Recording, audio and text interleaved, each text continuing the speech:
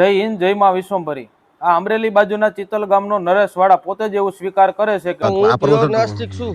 હવે પેલા તમે છે ને એનો વિડીયો સાંભળો। આ કોઈ તમને એવા દાવા કરી દે કે મને આ ફલાણી માતાજી પ્રસન્ન થઈ, મને ફલાણી માતાજી પ્રસન્ન થઈ, મિત્રો આવું હોતું જ નથી। સાંભળો વિડીયો। હવે તમે આ ઓડિયો મૂકો ને એ સાંભળો। ફલાણી માતા જેવું તો હું કઈ બોલ્યો જ નથી, પણ શેની ફલાણી માતા કોણ બોલ્યું છે? હું એમ બોલું છું કે હું માતા, હું કોઈ મારે કોઈ માતાજી બાતાજી હોય છે જ નહીં એમ બોલું છું, બરોબર છે?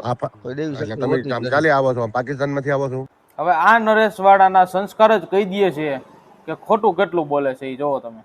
અને તું એમ કહેતો હતો કે આ દુનિયામાં કોઈ દેવી શક્તિ છે જ નહીં, તો તું વિડીયો બનાવીને એવું જાહેર કરી દે કે આખી દુનિયા નરેશ વાળાથી ચાલે છે, એવું વિડીયો બનાવીને તું જાહેર કરી દે, એટલે બધાને ખબર પડે કે આખી દુનિયા કઈ રીતના હાલે છે। આ કોઈ સમાજ કે કોઈ જ્ઞાતિ જાતિની વાત નથી, પણ આપણા બધા સનાતનીઓનું આને અપમાન કર્યું છે। બધાય ભગવાન અને દેવી દેવતાઓ વિશે પણ આને ખૂબ અભદ્ર ટિપ્પણી કરી છે। અને તને પહેલા પણ કીધું હતું ને હજી પણ કહું છું કે મહાપાત્રજી અમારું આસ્થાનું કેન્દ્ર છે, લાખો લોકોના માર્ગદર્શન છે અને મારા ગુરુજી છે, એટલે તું બોલવામાં સભ્યતા રાખજે, હુકારા તુકારા ન કરતો। એટલે તારે મર્યાદામાં બોલાવવા હોય એને તો જ તું એનું નામ લેજે, બાકી તું નામ જ ન લેતો। એટલે તારા સંસ્કાર તો ગામ આખાએ જોઈ જ લીધા છે। તારા બકવાસ કરવાથી સૂર્યનો પ્રકાશ ઓછો ન થાય, એનો ઈ જ રીએ, એમાં કાંઈ ફેર ન પડે। હવે આ માણસ માતાજીના ભુવાને પણ એમ કે છે કે તમે લોકોને અંધશ્રદ્ધા તરફ લઈ જાવ છો, તો બધા ભુવાઓએ પણ પ્રશ્ન પૂછવાની જરૂર છે કે ભાઈ દેવી શક્તિ નથી તો તારું શરીર કેમ હાલે છે? તને જન્મ કોણે આપ્યો? આપ જવાબ તારી પાસે હોય તો બધાય સનાતની ભાઈઓ બહેનો આ વિડીયોને તમે વધારેમાં વધારે શેર કરજો, જેથી કરીને આ નાસ્તિક અને વિધર્મી માણસની બીજા લોકોને પણ ખબર પડે।